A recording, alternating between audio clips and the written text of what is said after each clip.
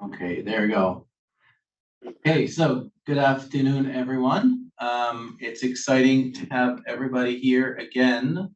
Um, we only have one one more session for the Germinator this week and one more in 2 weeks from now, and that will be the end of this academic programming. For those of you who are new here, the Germinator is a bi-weekly guest speaker series that I ask people that I meet and hear about to come in and talk about entrepreneurship, commercialization, innovation, and anything in between, to really kind of spur the discussion and to hopefully germinate ideas for people about what does entrepreneurship and commercialization and innovation look like, especially for students who in academia are really focused on getting the academic work done and may not be wondering what will happen next. Um, we are here in the Okanagan. We have a guest speaker, Jedidiah, and I'll introduce him in a second. But before that, welcoming Jedidiah virtually to the Okanagan. And this is a picture I took last summer, actually, when I was hiking up in the hills overlooking the valley. And so, for those of you not familiar, the Okanagan is part of the Seal Okanagan territory. It's a First Nation that has been here from thousands and tens of thousands of years, pretty much since the glaciers receded and exposed this beautiful, lush valley. And I've been learning a bit about the language and the culture. I'm taking Insteelchin, which is the language of the Seal people, and learning through the language training about the whole process and knowledge. We just talked yesterday about the fact that the Seal Okanagan people followed a 13-month calendar, which is again interesting if you compare that to other Western calendars of 12 months. And it's all around the moon cycle. And again, part of this idea of being one with nature and understanding the cycle of nature and how things come and come back again year after year, especially in our region, which was so grounded in salmon and the salmon migration and local harvesting of all the fruits and medicine plants that are abounded here. Now, as we consider our place here and we move in to introduce our guest speaker, I would like to also gratefully acknowledge support from NCBC, again, Southern Interior of British Columbia, and where the Okanagan is part of, for providing funding to give me the ability to bring these speakers and give some food and treats to students who show up in person. So nudge, nudge, wink, wink for those online. If you show up in person, you can get some treats. Lastly, about Jedidiah Weller, our speaker for today, or guest for today. He's the founder of StartupWars and the co-founder of OpenForge. I had Jedi join me in my technology entrepreneurship class a couple of weeks ago and really go deep into the startup world, startup wars experience and customer discovery and how it's got from an idea to where it is today. And so I'm super excited to have him again and kind of pick up on some of the things that we talked about in class. But for those of you who are not part of the course, again, we'll kind of start from ground zero again. But I know that you will find his experience as informative and inspiring at the same time as much as I did. So welcome, Jedi. And let me just stop sharing and move the pin to your video. So now everybody would see you front and center. So welcome again to the Okanagan. How are you today? Yeah, I'm doing great. It's good to be here. Thanks, everyone. And it's good to meet the people who are in person and virtual. So. And I envy you for wearing short sleeves because we're still a bit shivering in close to zero temperatures, but we'll catch up. Oh yeah, wow! I didn't realize it's that cold. Yeah, no, we're I think in the 70s Fahrenheit today, so it feels pretty nice outside. Okay, well, zero is 0 Celsius, so what that would be 35, I guess, 32. Yeah. Yeah, 32. Yeah. It's chilly. Yeah. So, so, um, so Jedi, recognizing that if I look at the names on the screen on who's joining us today, I don't think any of them is in my technology entrepreneurship class. Why don't we start from I guess the beginning? And I know that you had multiple experiences, and I think they're all equally valuable. But why don't we start from, I guess, the beginning of your entrepreneurship journey, which again kind of went way before the Startup Wars and kind of led you. I think OpenForge was your first. So, this is basically a question that I keep hearing from students all the time. It's like, how do you know to quit your day job and start something new? So what was that transition for you that made you walk away from a job and starting the entrepreneurship journey? Yeah. Okay. So, all right, we're going back a little bit. Let me think here. So, even before college, like Alan said, my name is Jedi Weller. I just go by Jedi. And I'm from actually Amish country in the middle of Pennsylvania, so middle Pennsylvania. I grew up on an 83-acre farm for most of my life, and I always wanted to be a business owner of some type. I didn't have that professional coaching growing up. My parents, they were like hardworking individuals, but they didn't have really a ton of business experience. And when I went to college, when I was going into like the city, I wanted to start a business, but I didn't know how, and I was also broke. So I came to school on low income, and I said, okay, well, I need something that's going to give me a good job. So I picked engineering, and I picked computer science because I'm a software developer by trade. And I started coding when I was like 8 years old.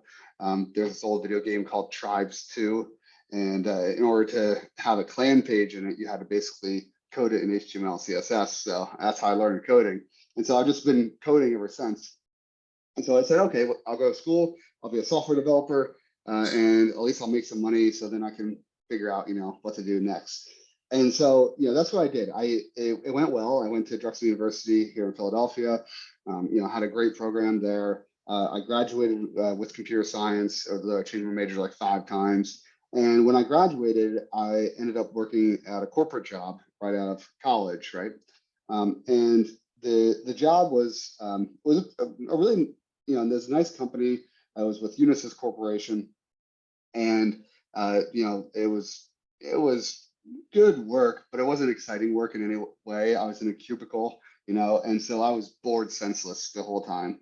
And I at one point was looking at ways to kind of make a name for myself within the organization. I was thinking about climbing the corporate ladder, and so I said, all right, well, let me go to the company, the CTO, and figure out if I can do some cool stuff. And they were going through a hiring issue at the time, so they said, well, yeah, Jedi, it'd be great if you could find ways to help us recruit or hire young people like you.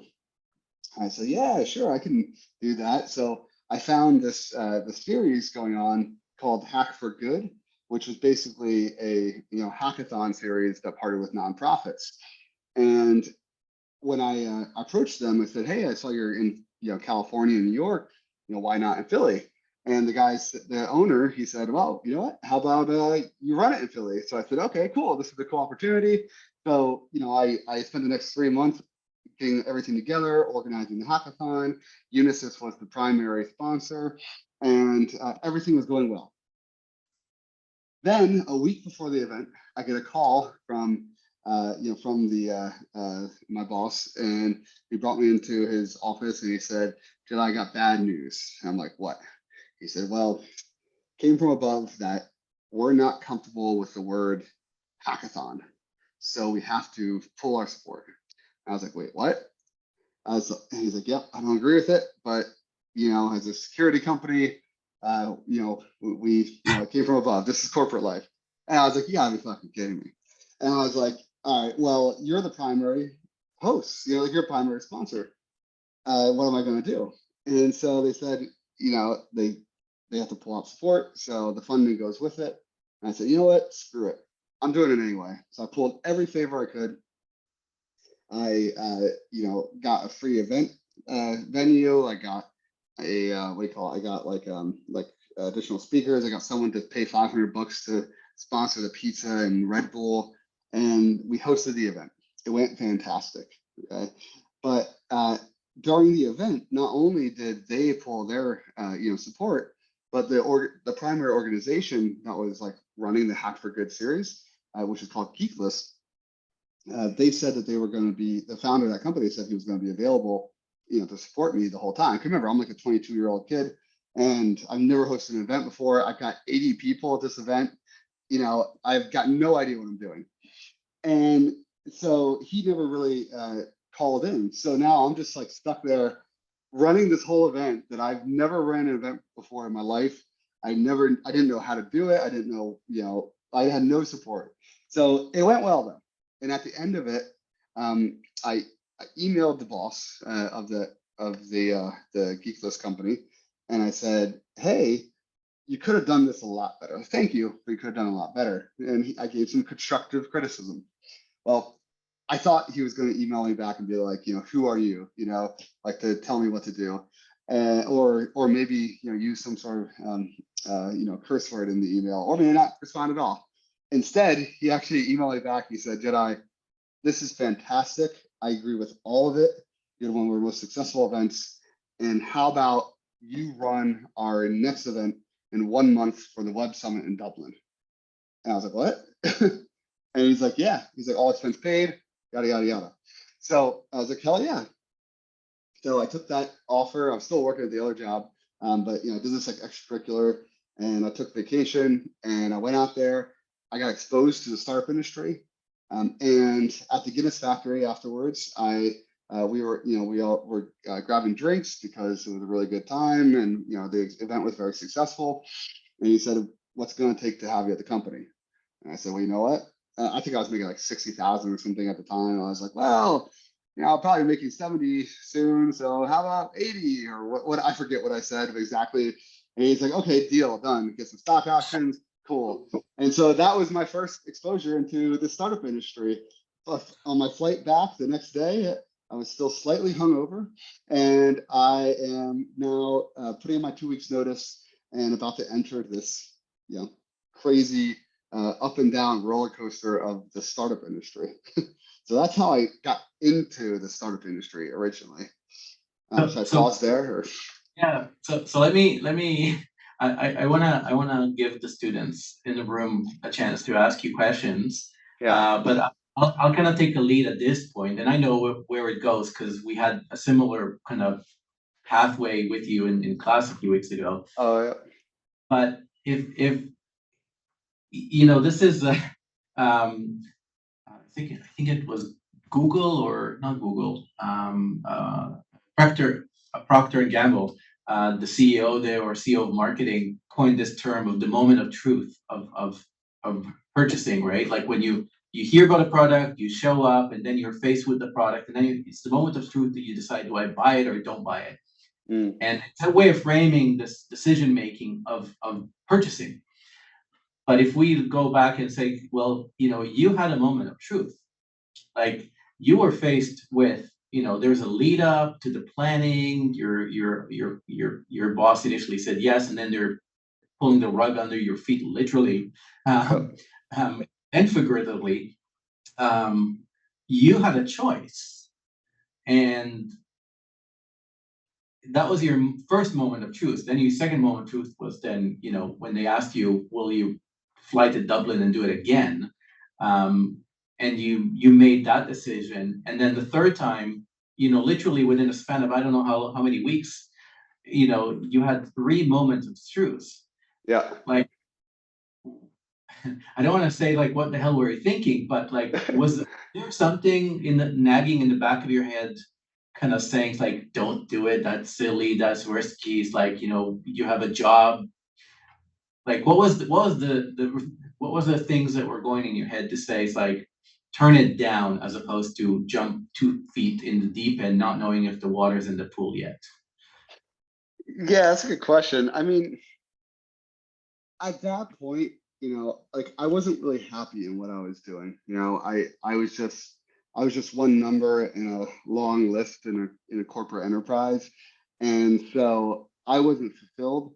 So, at, I saw it not as a risk. I mean, definitely it was a risk.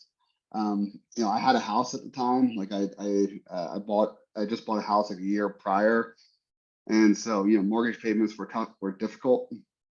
But I was like, I saw it as more of an opportunity, and I was like, you know what? I know I'm not where I want to be right now, so can only go up from here, I guess.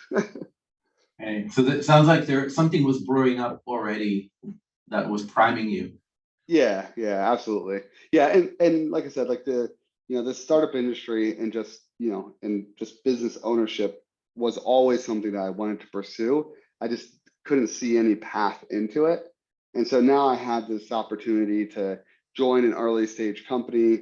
I was starting to discover skills about myself that I didn't know I had, specifically in terms of like event hosting and sales, and just relationship building. And so it was just really cool. It was cool exposure. I always tell people you gotta kind of take a leap of faith sometimes, and that's what I did there. Cool.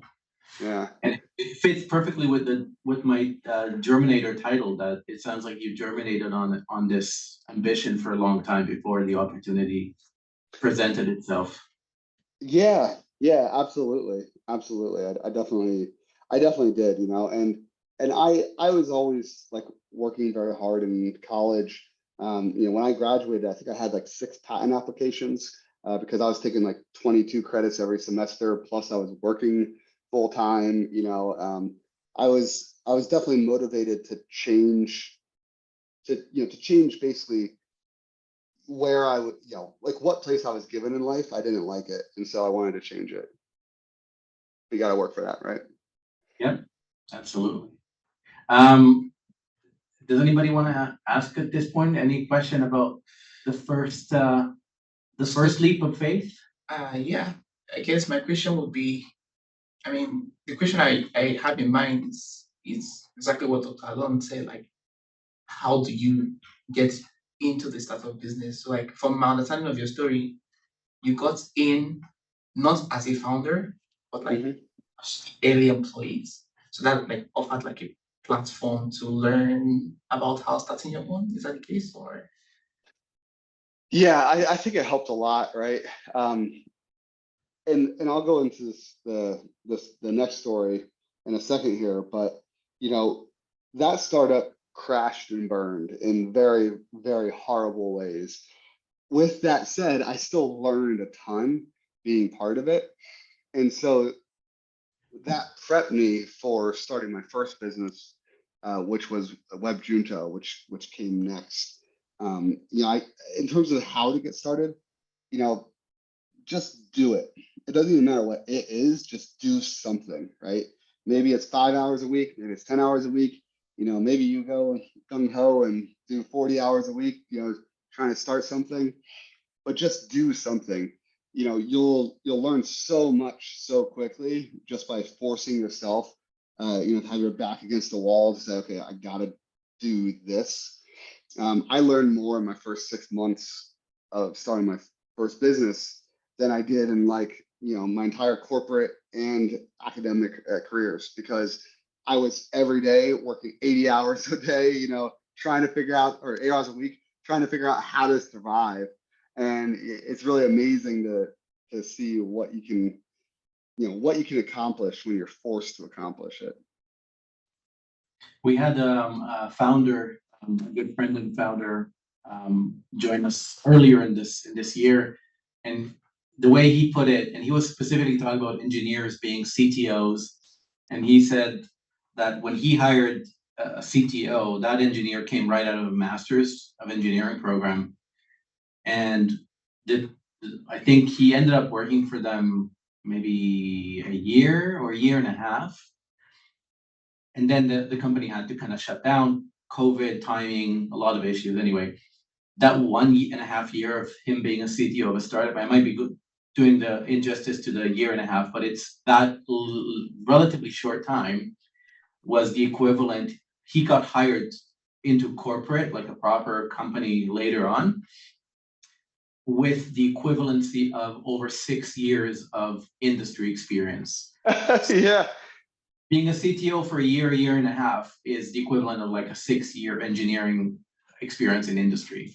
Yeah, you're absolutely right. Yeah, it's and even today I still do software engineering.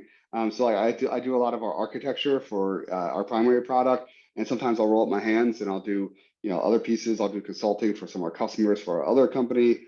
Like I'm still a little bit hands involved, and I can tell you like you learn so much doing it yourself because and you would never get exposed to that in a corporate setting, because in a corporate setting, right, if you have 25 million users that are using your product, you're not going to let someone fresh out of college ever come close to near touching anything mission critical or anything infrastructure, right? Because the cost of that would be a $10 million loss. So they're not going to risk it on you, right? And so, the only way to get that exposure is going to be either to slowly work your way up and prove it over time. Maybe you can actually do that, right? But I've seen just as often someone will work for 10 years thinking they're going up the corporate ladder, and then the corporation just hires someone else from some other company who has more experience, because you're going so slow as corporate, right? Corporate, everything is defined for you. Don't get me wrong, there's benefits to that. You get predictable pay, you get predictable healthcare, you get predictable XYZ. So there's not a lot of risk for you, right? But if there's no risk, there's no reward, right? Like where there's a lot of risk, there can be a lot of reward. So pros and cons. Anybody else? You have a question? No? Anson, Olivia, do you have any question before we listen to Jedi's second phase of adventure? No, all good? Okay. Right. So, all right. So then for the next part, so I worked for that company for Sorry, we should do a cliffhanger. We should do a cliffhanger and let them wait. Oh yeah, right. Bye guys. On next week on the episode, Jedi face. Yeah. So all right. So for the second part or the second piece, right? I worked for that company for Geeklist for about 2 years, and we built up the Hack for Good series worldwide. At its largest, at its prime, we had about, I think it was 36 cities worldwide operating simultaneously. We did major events. Like I brought Slash from Guns N' Roses down to South by Southwest. We did a Slashathon, which is like a hackathon, but just for music with Slash. We worked with Doctors Without Borders, American Red Cross. We worked with the Office of the Philippines when Typhoon Yolanda hit. So we organized this hackathon, and it was a worldwide hackathon. I think we had like 300 engineers, and I was one of the coordinators of that. So basically, we brought these people together to build software, for the Red Cross. That way, they could actually, we call it like poll Twitter to find out, where people are located, if they're posting their address, that kind of thing. And it was just really impactful work and really meaningful. And so this whole 2 years of startup, life, I was living in Philadelphia. I was commuting out to La Jolla in California. I was, every 2 weeks I'd fly out there. I'd stay for like a week or two. I'd kick my feet up at the beach. I was like living the life. It was great. I was making great money, and everything was going fantastic. And now we'll see you guys later. That's right, cliffhanger time.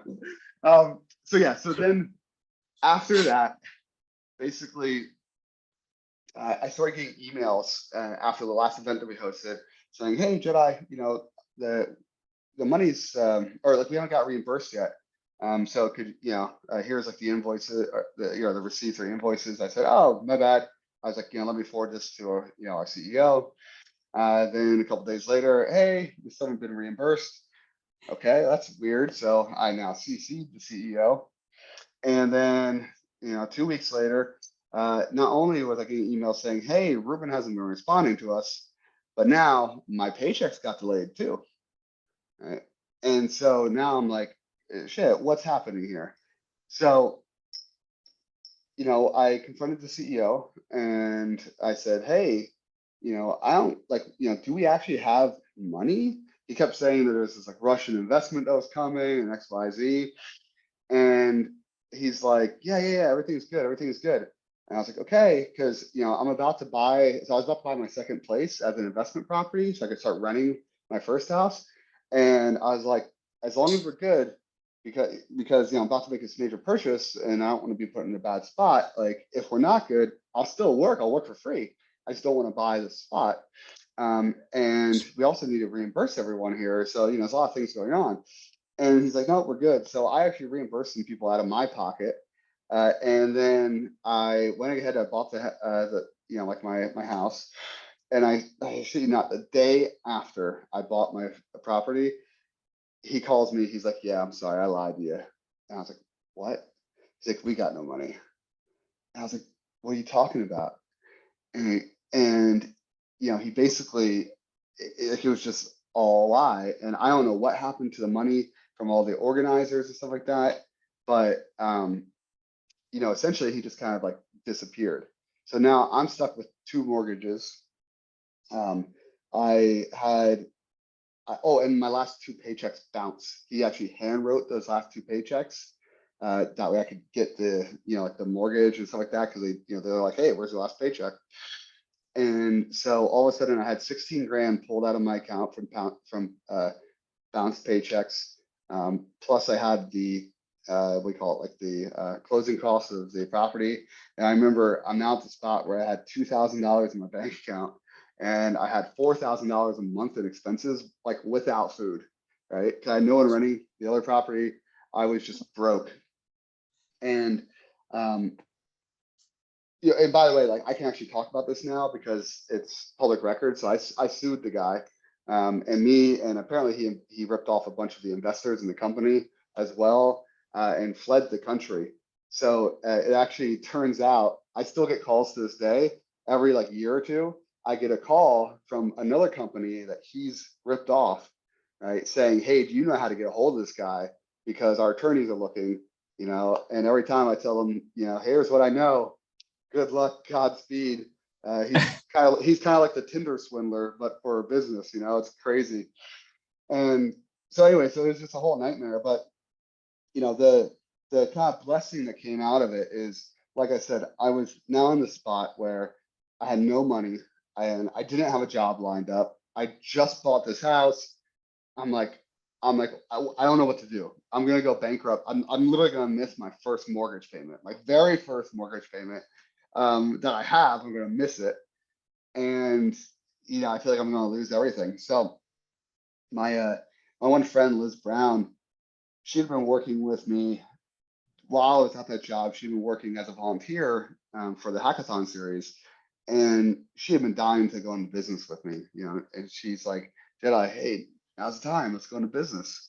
And I was like, yeah, Liz, but I'd love to, but like I got no money. I'm broke. Like this is not the time, right? You want to do it with a bit of cushion behind you. She's like, no, let's just go for it. And so I was like, you know what? I was like, I'm at rock bottom right now anyway. I don't see any way I'm not going bankrupt. I was like, screw it. Let's start a business together. So we did, right? And we did quite well. In our first 6 months, we did about 60,000.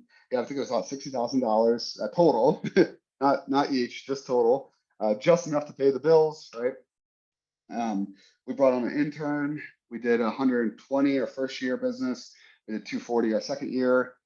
We did 420 our third year. Wait. Yeah, sorry. You said you brought in $60,000 revenue on your first month. For 6 months. For 6 months. Okay. Yeah, it's about 60.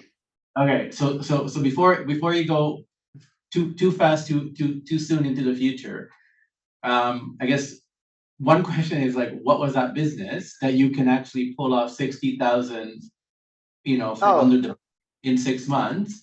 Sure. And, yeah.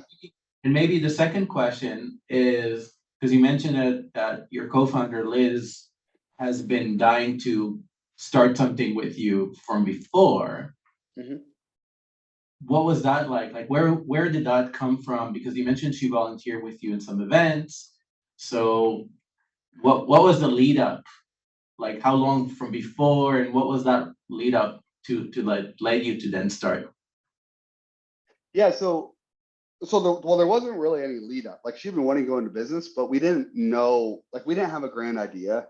We didn't have, any world changing thing. We just knew what we were good at. And so now all of a sudden we're in this position where either I get another job, right? Or we start a business, but we don't know what we're gonna do. So And can you comment on what did she see in you? Like, why did she want to be in business with you? Like, what is it about you that you think that made her want to do this? well, she's clearly crazy if she wants to be in business, man. No, I'm just kidding. No, that's a good question. I don't know. You'd have to ask her. But we were good friends, right? We knew what we were good at. So she's a fantastic designer.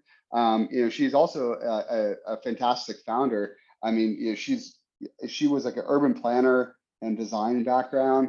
She had like I think one or two masters or something. But she also didn't know what she wanted to do. She was working for I think a nonprofit in the city at the time, doing like maybe some websites and stuff like that, but wasn't really fulfilled. And I was having a great time with startup industry. I was great on the sales side. I was also great as a software developer. And then so when we started our business, which was Web Junto, like I said, we didn't know what we wanted to do, so we created a business for what we were good at. It was a services company, right? So we basically we said, okay, well, why don't we just build, software? We'll build websites, we'll build apps, and because you're a designer, I'm a developer, we can do this, we can start it. So, we started the services company, and if you create processes, I shouldn't say it's easy, but relatively a services company is going to be pretty easy to start because generally people need something, right? So if you have a skill, you can sell your skill. Now, the one piece of caution I'll give everyone is that a service company is not very scalable, and it's not always the most fulfilling company, right? Because you're always gonna have to manage customer expectations, right? You're selling your time, and you only have so much time in the week, right? And so let's say you price it like let's say you price 1 hour at $100. Okay, cool. Well, you're making a good profit margin per hour, but once you get a contract, like let's say someone comes to you for a website and you get 2 weeks worth of work. All right, cool. Well, you have, what, $4,000, $8,000 right there. But then while you're working on that, you can't really go out and sell, right? Because you're actively doing something else. And so you always are going to have this, this like back and forth of getting customer work and then having no work and then having to go out and get more work, right? So we did quite well. We built it up at our peak. We did about 1.4 million. I think with like a $500,000 profit margin. And we did it a couple different ways. The first thing we did was we set up a program. With our first set of employees, we were just very transparent with them, especially from me coming from a background where I just got ripped off. I wanted to make sure that no one in our company would have that same issue. So we created everything transparently. Everyone knew how much I was making. Everyone knew how much everyone else was making. And by doing that, we were able to, say, quite frankly, to the first employee, we said, hey, look, I wish we knew what we could pay you, right? But we don't. So all we can do is make it fair. Whatever me and Liz make, we'll split it in like a third, basically. You know what I mean? So we'll all make it an even third for the first year, I think it was. And then after that, as long as the business is going well, we'll establish a salary. Now, how do we do that? Because if you have an experienced software engineer, they're not going to settle for like, I don't know, what they're going to pay. Well, it wasn't an experienced software engineer. It was a woman who wanted to get into software engineering, but didn't know it, right? So the first 6 months, it was an internship and I was training her. Then after that, I was still training her, but now she's growing her skills, right?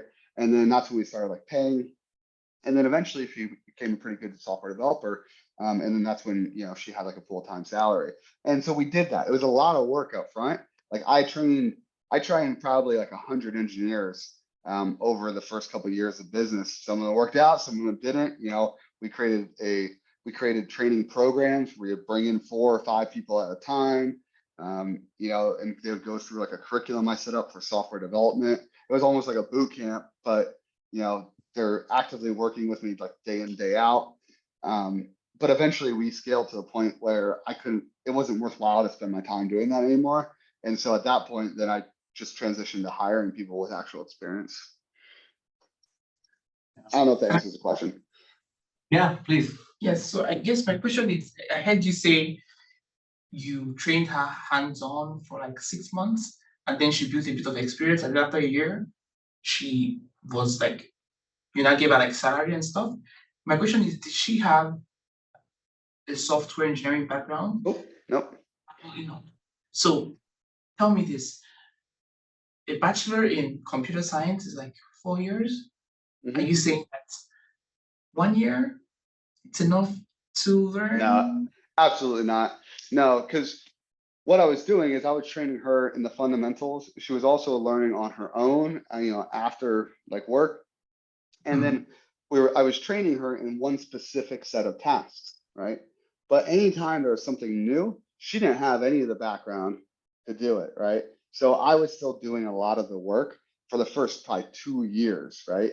And even 2 or 3 years into the company, at that point, she still was missing a lot of the fundamentals. So she started going back to community college to, pick up like data structures, algorithms, that kind of thing, right?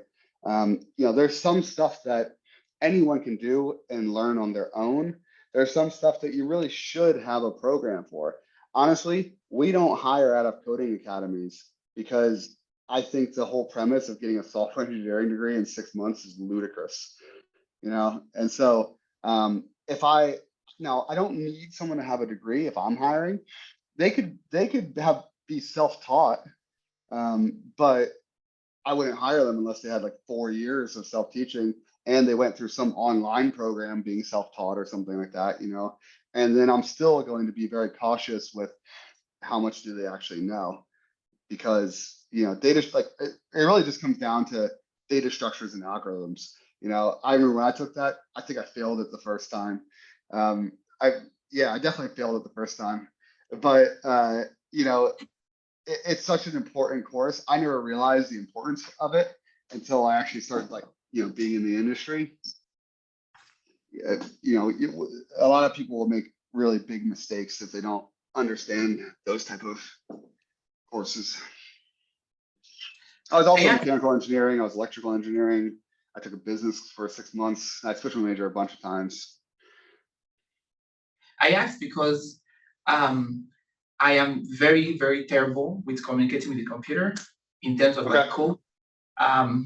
My master's is in civil engineering, and now I had to interact with Python and MATLAB, and I really struggled. Yeah. So I'm graduating from my program and telling myself I have to get some level of coding experience. And based on what I want to do with my future career, I feel like there's a lot of opportunity in computers, software, but AI, machine learning, all these things are things that you need at least 1 or 2 programming languages. So I guess the greatest question I've been battling all this while, and I'm still having that question now, so I'm going to ask you, is I'm thinking about transitioning, and do I need to get like a degree, 4-year degree again? Or are there other ways to make a transition that is as effective? I guess that's my question. Oh, yeah, no. You don't need to get a computer science degree unless you're looking to build software. Sorry, my leg's falling asleep, so I'm just going to stand up for a second. One of my best friends, he's a mechanical engineer, right? And he did the same thing that you're doing. He learned Python because, in today's day and age, the simple truth is, adapt or die, right? And you need to know some sort of, computer technology. But Python, for what you're doing and what you're going to need to do, you're not coding like I'm coding, right? Python is actually it's a scripting language. It's a lot easier to learn than other types. And I would suggest definitely doing what you can to learn it on your own. Maybe you can take like a Khan Academy course, or even just one course at college is probably enough to get you what you need. And then from there, from that like foundation, you'll be able to learn the rest applicable to whatever your job is within the civil engineering space. I don't think you need to go back to school for a whole degree for it. I really don't. And even if you did go back to school, it would only be like a 2-year degree, because I think in most colleges, computer science, it's kind of like an engineering degree. For Drexel, at least, it was actually part of the School of Engineering. Some do that, some have a separate like IT department. But I believe if you wanted to get a second degree, the engineering courses, like the math courses, all those prerequisites, you've already taken them. You've already taken DiffEq, you've already taken all that shit. So, like you don't got to worry about doing that again. It would probably just take you 2 years to do another degree if you wanted to go that route. But again, I wouldn't recommend going into software as a full degree unless you actually want to be a computer science person. What you're already doing, learning Python, yeah, it's going to be hard. It's going to continue to be hard, but just keep with it, and you'll get it. This reminds me of a conversation I had with a high school student years ago when I was in Toronto. I went to an entrepreneurship event, and a high school student was telling me that they're doing all these biohacking and molecular computation and whatnot. And the student asked me, I don't know if I should go to university or should I just start a company out of high school. And I told them, look, it's, the question is, what do you want to do in life? Yeah. Right. And it's great that you taught yourself a lot of things and you know how to do stuff. And you can definitely run with it, right? So if you want to be a consultant and you want to do these projects individually because you can know how to do it, that's great. That's one way of looking at life. But the other way of looking at life for higher education is, if you look at a building, we have very good, useful buildings that are very low rise with huge footprints. And that means their foundation is shallow, but they're still useful. We don't question their utility, right? But if you want to have a high rise, you have to create huge foundations. You have to invest upfront, digging deep, deep, deep before you can build right up high. Yeah. So higher education is like investing in foundation that will allow you to then later on, start building high up.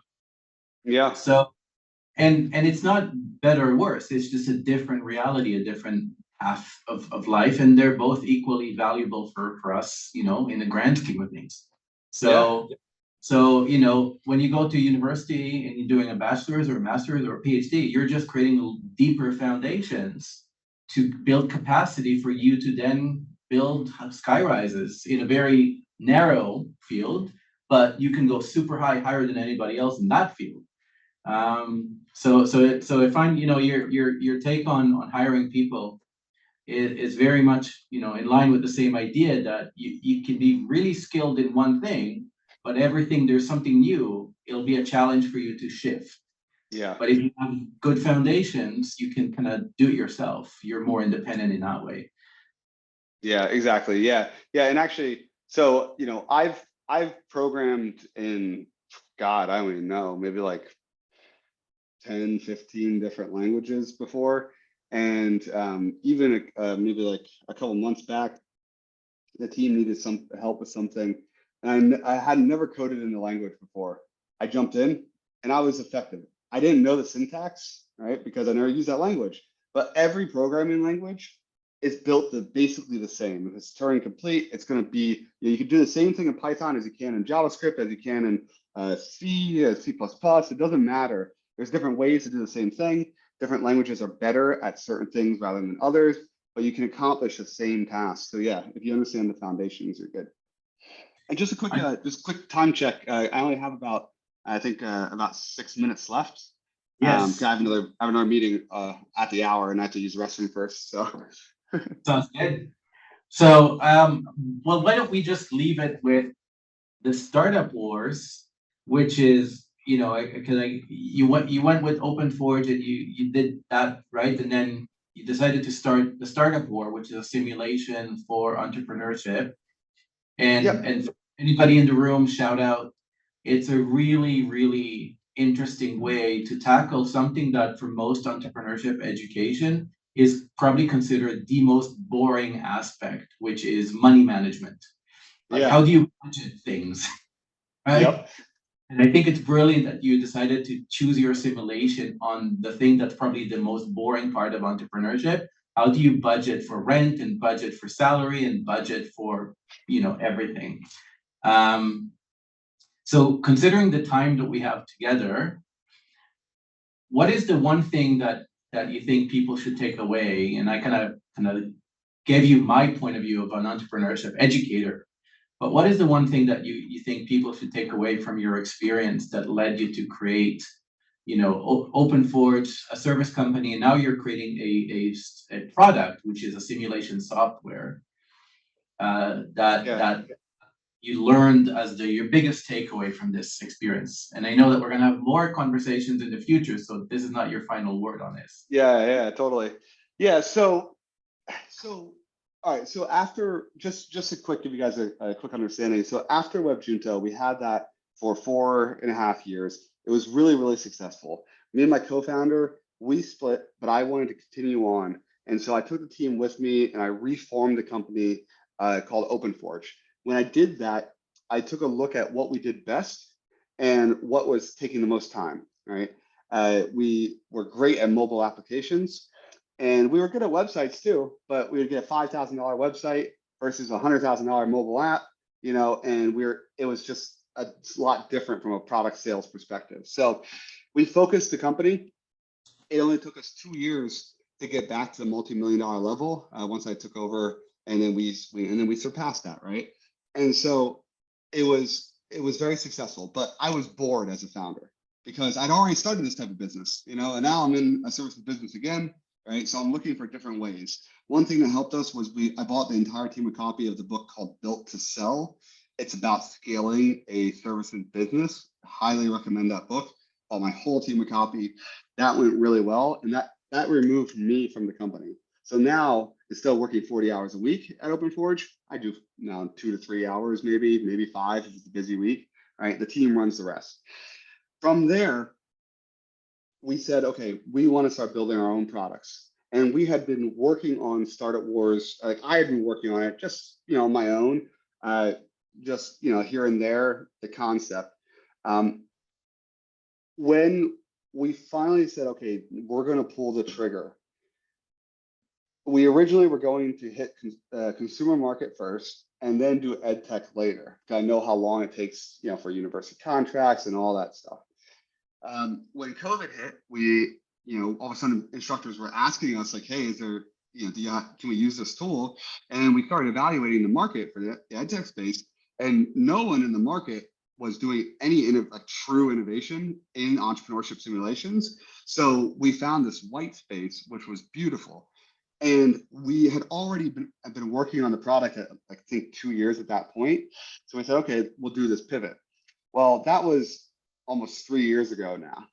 And I can tell you that if I didn't have a source of revenue from OpenForge, I would have had to either sell the entire company of StartupWars or it would have failed, right, 2 years in, because it took a lot longer to build than I expected, right? Now, today, right, we have a ton of adoption. We've got, I think, 48 instructors from 48 different universities already signed up. We had 40 more sign up in the past 2 weeks. It's been just blowing up, especially now that we announced that we're going to support multiple simulations and multiple types of businesses. So it's been awesome. With that said, again, the hardest part is going to be surviving until you find product market fit and until you learn enough about the industry that you're in, the customers that you're in, to be able to actually fulfill all their needs, right? We didn't know anything about the education space. I didn't know how bookstores work. I didn't know how learning outcomes and learning objectives were measured when we first started this. So I had to reteach myself a whole new industry over the past 5 years. So if I had to make a recommendation to you guys, it would be whatever your estimate is for how long it's going to take to build your products and succeed, multiply it by like 1,000.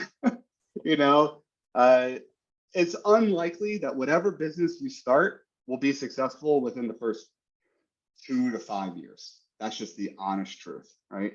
And so if whatever you're starting, if you don't see yourself being able to suffer and put up with, you know, the horse shit for 5 years, don't do it.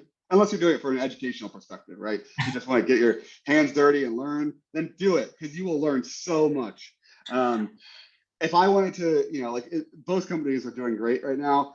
If let's say they weren't doing great and I wanted to go get a job, I mean, I could get a fantastic job because I've done like 6 different jobs at a C level, you know, and that would be no problem. But again, it was hard getting here. So that would be my recommendation, is just plan the time, make sure you have a way to survive. Maybe you do freelancing, maybe you have a different job. You know, just plan on 2 to 5 years at the very least. Jedi, really, really grateful for having another conversation with you within less than a month. And I'd love to follow up with you later down the line and see how the simulation is working. I'll be teaching entrepreneurship again next January, so I have a bit of a log between teaching the course again, but I know we'll be in touch in between. So I won't keep waiting from the bathroom before your next meeting. Appreciate it. Thank you so much, and we'll be in touch. Sounds good. Thank you, everyone. Talk soon. Bye.